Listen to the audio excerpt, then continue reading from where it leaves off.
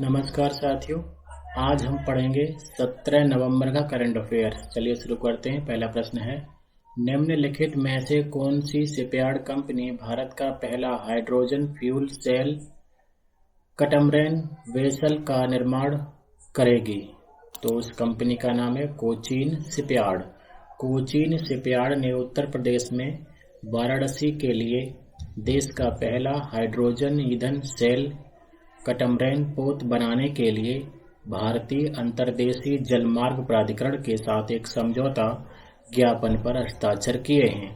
वाराणसी में zero emission hydrogen ईंधन cell यात्री कटमरैन पोत की शुरुआत से जीवाश्म ईंधन के उपयोग में कमी आएगी और उत्तर प्रदेश के लिए 6 इलेक्ट्रिक कटमरैन जहाजों और गुवाहाटी के लिए 2 और ऐसे जहाजों के निर्माण के लिए शिपयार्ड द्वारा एक और समझौता ज्ञापन पर हस्ताक्षर किए गए हैं।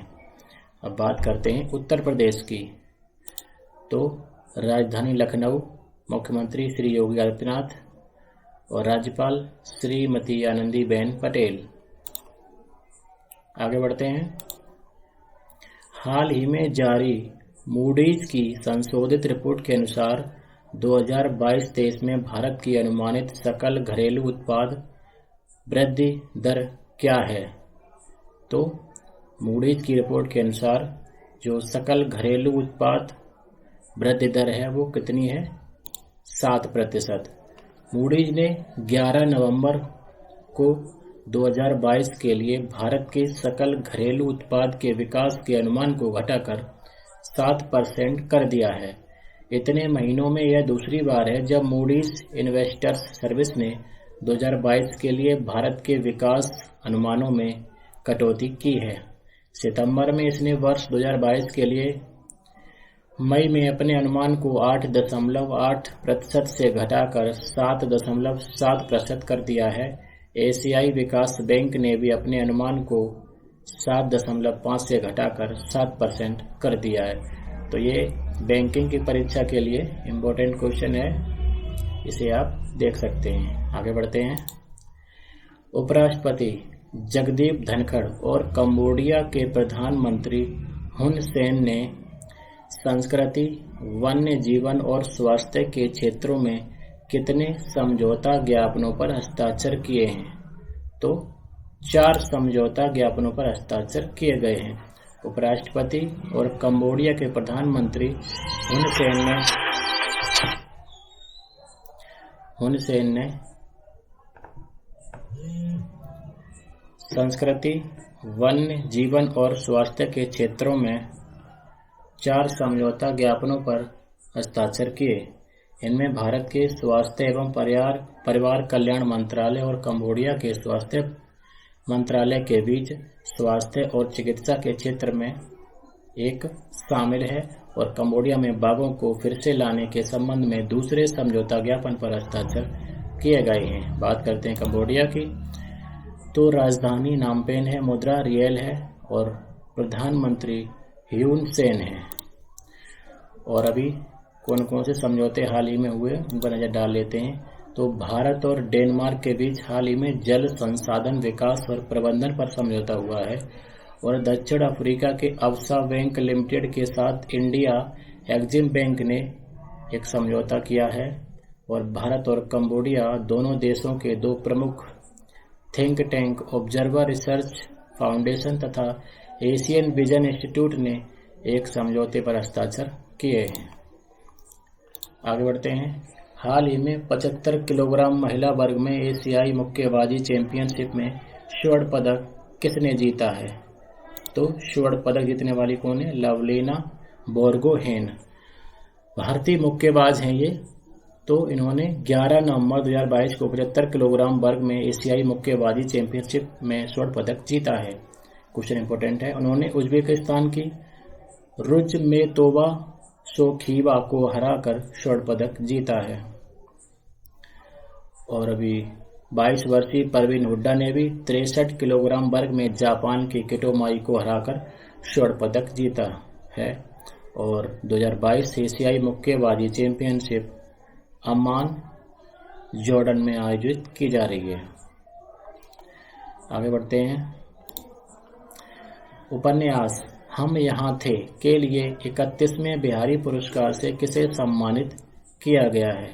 तो उनका नाम है मधु कांकरिया। प्रसिद्ध लेखक मधु कांकरिया को 31वें और डॉक्टर माधव हाड़ा को 32वें बिहारी पुरस्कार से सम्मानित किया गया है। मधु कांकरिया को उनके 2018 के उपन्यास जिसका नाम है हम यहाँ थे के लिए सम्मानित किया गया है, जबकि माधव हाड़ा को उनकी 2015 की पुस्तक पचरंग चोला पहर सखीरी के लिए सम्मानित किया गया है। ये क्वेश्चन इंपॉर्टेंट है आने वाली परीक्षाओं के लिए। तो बिहारी पुरस्कार हर साल हिंदी या राजस्थानी में पिछले 10 सालों में प्रकाशित एक उत्कृष्ट कार्य के लिए दिया जाता है। इसकी स्थापना के वड़ला फाउंडेशन द्वारा 1991 में की गई थी। आगे बढ़ते हैं। विश्व निमोनिया दिवस 2022 की थीम क्या थी? तो 12 नवंबर को विश्व निमोनिया दिवस मनाया गया था। तो उसकी थीम क्या थी? Pneumonia affects everyone. निमोनिया रोग के बारे में जागरूकता बढ़ाने के लिए हर साल 12 नवंबर को विश्व निमोनिया दिवस मनाया जाता है। किसी भी संक्रमण के कारण फेफड़ों में सूजन होने को निमोनिया कहा जाता है। यह दुनिया भर में 5 साल से कम उम्र के बच्चों की मौत के लिए सबसे ज्यादा जिम्मेदार है। इस दिन को पहली बार 2009 में global coalition against child pneumonia द्वारा मनाया गया था और इस बार इसकी थीम क्या है? Pneumonia affects everyone. अगला प्रश्न देखते हैं। प्रधानमंत्री ने हाल ही में बेंगलुरु के क्रांतिवीर संगोली रायन्ना रेलवे स्टेशन से 2 ट्रेनों दक्षिण भारत की पहली वंदे भारत एक्सप्रेस और भारत गौरव काशी दर्शन ट्रेन को हरी झंडी दिखाई है। तो वंदे भारत एक्सप्रेस ट्रेन मैसूर और किसके बीच चलेगी? तो ये मैसूर और चेन्नई के बीच चलेगी। प्रधानमंत्री ने 11 नवंबर को बेंगलुरु में क्रांतिवीर सांगोली रायन्ना स्टेशन से 2 बहुप्रतीक्षित ट्रेनों मैसूर और चेन्नई के बीच दक्षिण भारत की पहली वंदे भारत एक्सप्रेस और भारत गौरव काशी दर्शन ट्रेन को हरी झंडी दिखाई है। वंदे भारत एक्सप्रेस उन 75 ट्रेनों का हिस्सा है जिनके 2023 के अंत तक पूरे भारत में चलने की उम्मीद है। वंदे भारत की अधिकतम गति 160 किलोमीटर प्रति घंटा है। आगे बढ़ते हैं। गृह मंत्रालय द्वारा आतंकवाद के वित्त पोषण का मुकाबला करने के लिए आतंक के लिए कोई पैसा नहीं विषय पर तीसरे मंत्री स्तरीय सम्मेलन का आयोजन किस शहर में किया जाएगा? तो इसका आयोजन नई दिल्ली में 18 नवंबर 2022 को किया जाएगा और ये 2 दिवसीय सम्मेलन होगा। इसका उद्देश्य पेरिस और मेलबर्न में पिछले 2 सम्मेलनों में अंतर्राष्ट्रीय समुदाय द्वारा आयोजित आतंकवादी वित्त पोषण से निपटने पर चर्चाओं को आगे बढ़ाना है। आगे बढ़ते हैं। अब बात करते हैं दिल्ली की।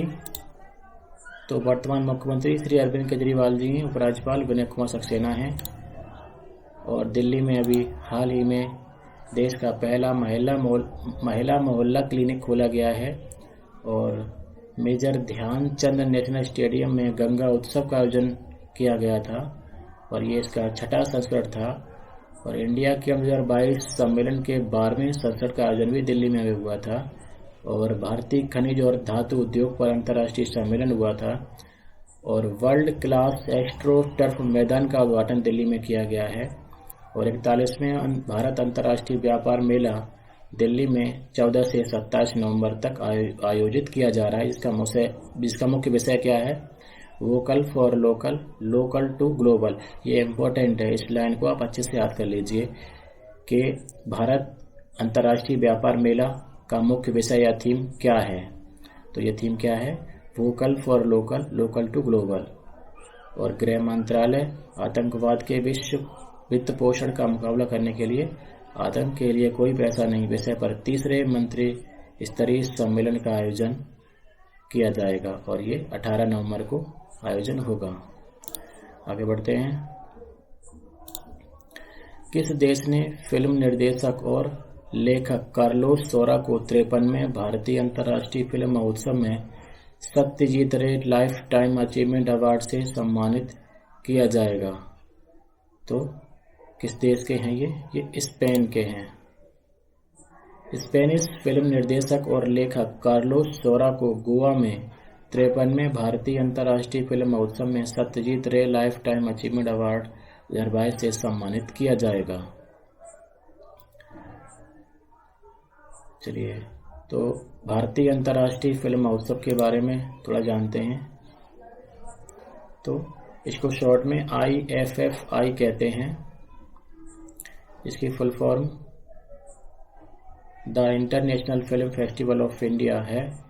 इसकी स्थापना 24 जनवरी 1952 को हुई थी और ये गोवा गवर्नमेंट द्वारा होस्ट किया जाता है।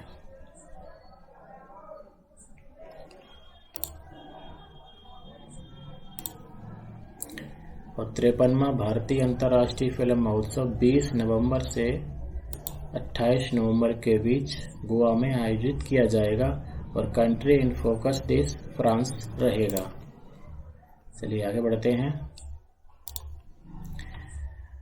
किस राज्य में 55वां राष्ट्रीय पुस्तकालय सप्ताह मनाया गया है? तो ये कहाँ मनाया गया है? आंध्र प्रदेश में मनाया गया है। 55वां राष्ट्रीय पुस्तकालय सप्ताह 14 नवंबर 2022 से आंध्र प्रदेश के सभी पुस्तकालयों में मनाया जाएगा। 55वां राष्ट्रीय पुस्तकालय सप्ताह एक सप्ताह तक चलने वाला उत्सव होगा और इसका उद्घाटन राज्य के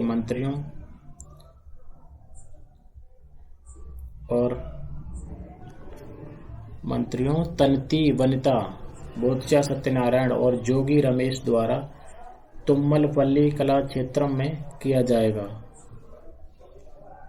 55वां राष्ट्रीय पुस्तकालय सप्ताह समारोह स्कूल शिक्षा विभाग की वी लव रीडिंग पहल को भी गति देगा। बात करते हैं आंध्र प्रदेश की।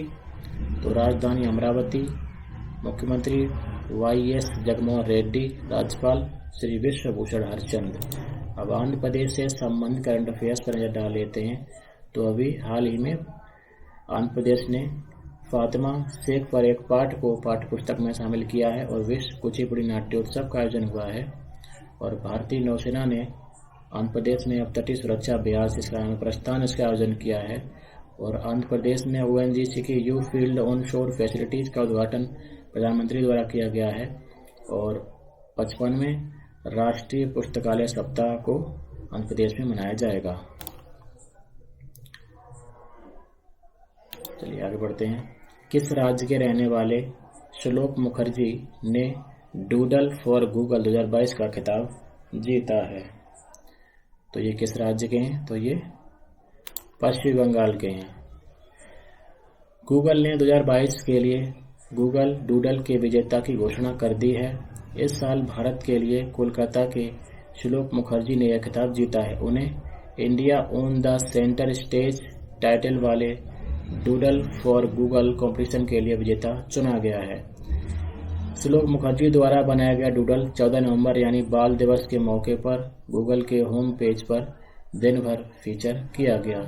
अपने डूडल को शेयर करते हुए श्लोक ने लिखा, अगले 25 सालों में मेरे भारत में ऐसे वैज्ञानिक होंगे जो मानवता को बेहतर करने के लिए खुद के इको फ्रेंडली रोबोट विकसित करेंगे। अब बात करते हैं पश्चिम बंगाल की। तो राजधानी कोलकाता, मुख्यमंत्री ममता बनर्जी और राज्यपाल L गणेशन हैं जिनको एडिशनल चार्ज दिया गया है। आगे बढ़ते हैं। हाल ही में 85 वर्षीय किस प्रसिद्ध गणितज्ञ का निधन हो गया है? तो उनका नाम है RL कश्यप। चलिए आगे बढ़ते हैं। तो प्रख्यात गणितज्ञ RL कश्यप का निधन हो गया है। प्रधानमंत्री श्री मोदी ने गणितज्ञ RL कश्यप के निधन पर शोक जताया है। प्रधानमंत्री ने ट्वीट कर कहा है कि RL कश्यप एक बहुआयामी व्यक्तित्व और महान विद्वान थे। उन्हें समृद्ध गणितीय और वैज्ञानिक ज्ञान था। उन्हें भारत की संस्कृति पर बहुत गर्व था। उन्होंने वैदिक अध्ययन में खुद को प्रतिष्ठित किया। उनके निधन से आहत हूँ। उनके परिवार के प्रति संवेदनाएं शांति। RL कश्यप का पूरा नाम रंगास्वामी लक्ष्मी नारायण कश्यप था। इनका जन्म 28 मार्च 1938 को हुआ था। आगे बढ़ते हैं। अंतर्राष्ट्रीय सहिष्णुता दिवस इंटरनेशनल डे फॉर टॉलरेंस कब मनाया जाता है? तो ये अभी 16 नवंबर यानी कल मनाया गया।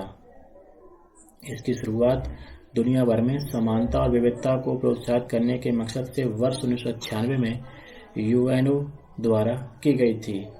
इस साल 2022 में इंटरनेशनल टॉलरेंस डे बुधवार यानी 16 नवंबर को मनाया गया और इस साल मदनजीत सिंह पुरस्कार भी वितरित किया गया। इसके विजेता को $1 लाख की पुरस्कार राशि दी जाती है। आगे बढ़ते हैं। किस राज्य ने हिंसा को महिमामंडित करने वाले हथियारों और गानों के सार्वजनिक प्रदर्शन पर पूर्ण प्रतिबंध लगाने का आदेश दिया है? तो ऐसा करने वाला राज्य कौन सा है? पंजाब। तो पंजाब सरकार ने अभी हाल ही में हिंसा को बढ़ावा देने वाले हथियारों और गानों पर प्रतिबंध लगा दिया है। बात करते हैं पंजाब की। तो मुख्यमंत्री श्री भगवंत मान हैं और राज्यपाल श्री बनवारी लाल पुरोहित हैं। राजधानी चंडीगढ़ है। आगे बढ़ते हैं। ICC men's T20 world cup 2022 का प्लेयर ऑफ द टूर्नामेंट किसे चुना गया है? तो किसे चुना गया है? Sam Curran. ये कहाँ के हैं? इंग्लैंड के हैं।